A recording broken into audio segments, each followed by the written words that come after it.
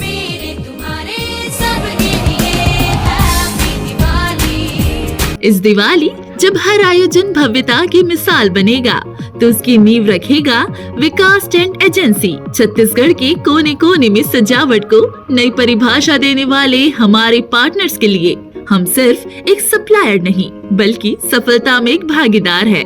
हमारा विशाल कलेक्शन और बेजोड़ क्वालिटी आपके व्यवसाय को देता है एक मजबूत आधार। विकास टेंट एजेंसी की ओर से हमारे सभी उद्योग मित्रों को दीपावली के इस पावन पर्व की हार्दिक शुभकामनाएं। सबके लिए हैप्पी दिवाली। सारे सितारे विकास टेंट एजेंसी, सुंदरनगर, रायपुर। मुख्यमंत्री श्री विष्णुदेव साय ने आज बस्तर में 210 माओवादी कैडरों के आत्मसमर्पण को राज्य ही नहीं बल्कि पूरे देश के लिए एक ऐतिहासिक क्षण बताया। उन्होंने कहा कि जो युवा कभी माओवाद के झूठी विचारधारा के जाल में फंसे थे, उन्होंने आज संविधान, लोकतंत्र और विकास की मुख्य धारा में लौटने का संकल्प लिया है।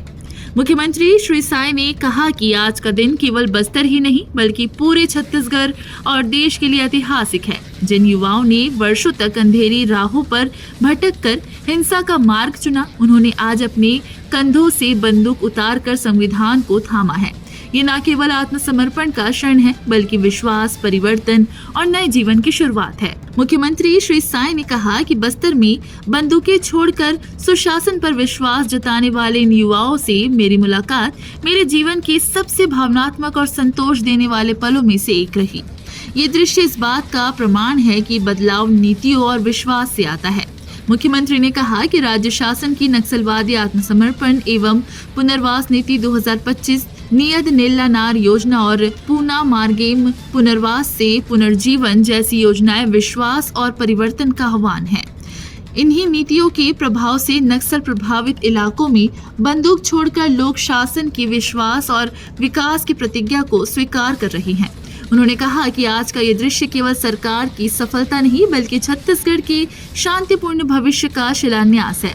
हमारी सरकार आत्मसमर्पितों के पुनर्वास और उनके उज्जवल भविष्य के लिए पूरी तरह प्रतिबद्ध है। मुख्यमंत्री ने कहा कि डबल इंजन सरकार की प्रतिज्ञा है कि छत्तीसगढ़ को नक्सलवाद से पूर्णतः मुक्त किया जाए। उन्होंने कहा, प्रधानमंत्री श्री नरेंद्र मोदी जी के मार्गदर्शन और केंद्रीय गृह मंत्री श्री अमित शाह जी के नेतृत्व में ये प्रतिज्ञा पूर्ण हो रही है। छत्तीसगढ़ अब शांति, विश्वास और विकास के नए युग की ओर अग्रसर है। राज्य शासन की व्यापक नक्सल उन्मूलन नीति और शांति, संवाद एवं विकास पर केंद्रित सतत प्रयासों के परिणाम स्वरूप बस्तर संभाग में आज नक्सल विरोधी मुहिम को ऐतिहासिक सफलता मिली है।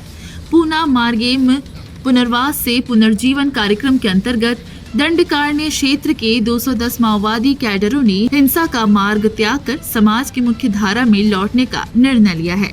यह आत्मसमर्पण विश्वास, सुरक्षा और विकास की दिशा में बस्तर की नई सुबह का संकेत है। लंबे समय से नक्सली गतिविधियों से प्रभावित अबूझमाड़ और उत्तर बस्तर क्षेत्र में यह ऐतिहासिक घटनाक्रम नक्सल उन्मूलन अभियान के इतिहास में एक निर्णायक मोड़ के रूप में दर्ज होगा। मुख्यमंत्री श्री विष्णुदेव साय के नेतृत्व में राज्य शासन द्वारा अपनाई गई व्यापक नक्सल उन्मूलन नीति ने क्षेत्र में स्थायी शांति की मजबूत नींव रखी है। पुलिस, सुरक्षा बलों, स्थानीय प्रशासन, सामाजिक संगठनों और सजग नागरिकों के समन्वित प्रयासों से हिंसा की संस्कृति को संवाद और विकास की संस्कृति में परिवर्तित किया जा सकता है। ये पहली बार है जब नक्सल विरोधी अभियान के इतिहास में इतनी बड़ी संख्या में वरिष्ठ माओवादी कैडरों ने एक साथ आत्मसमर्पण किया है। आत्मसमर्पण करने वालों में एक सेंट्रल कमेटी सदस्य, 4 DKSJDC सदस्य, 21 डिविजनल कमेटी सदस्य सहित अनेक वरिष्ठ माओवादी नेता शामिल हैं। इन कैडरों ने कुल 153 अत्याधुनिक हथियार जिनमें AK-47, SLR, इंसास राइफल और LMG शामिल है। ये केवल हथियारों का समर्पण नहीं बल्कि हिंसा और भय के युग का प्रतीकात्मक अंत है। एक ऐसी घोषणा जो बस्तर में शांति और भरोसे के युग की शुरुआत का संकेत देती है। मुख्यधारा में लौटने वाले प्रमुख माओवादी नेताओं में CCM रूपेश उर्फ सतीश, DKSJDC सदस्य भास्कर उर्फ राजमन मांडवी, रनीता राजू सलाम, धन्नु वेत्ती उर्फ संतू, आरसीएम रतन एलम सहित कई वांछित और इनामी कैडर शामिल हैं। इन सभी ने संविधान पर आस्था व्यक्त करते हुए लोकतांत्रिक व्यवस्था में सम्मानजनक जीवन जीने का संकल्प लिया।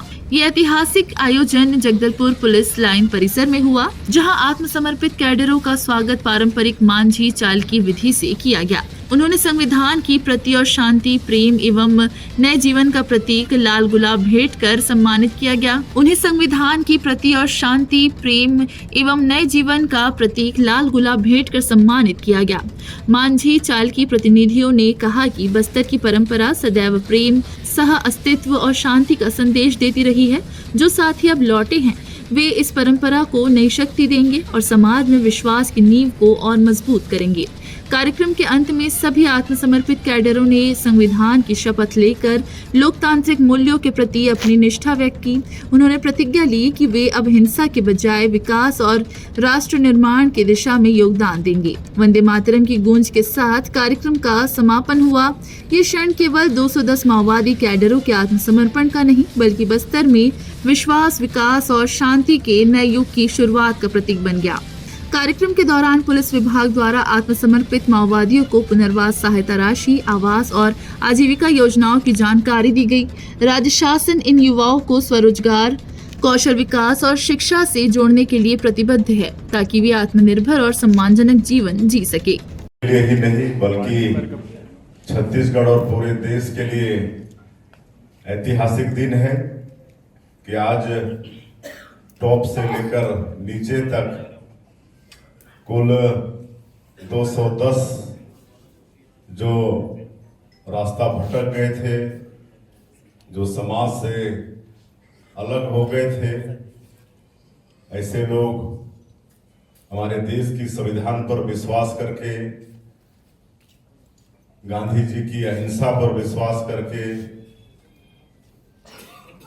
हमारे प्रदेश की पुनर्वास नीति पर विश्वास करके आज विकास की मुख्यधारा में जुड़े हैं और अपने शस्त्र हमारे समाज के वरिष्ठों, मांझी चाल की गायता उनके समक्ष सौंप कर एक नया जीवन शुरू कर रहे हैं।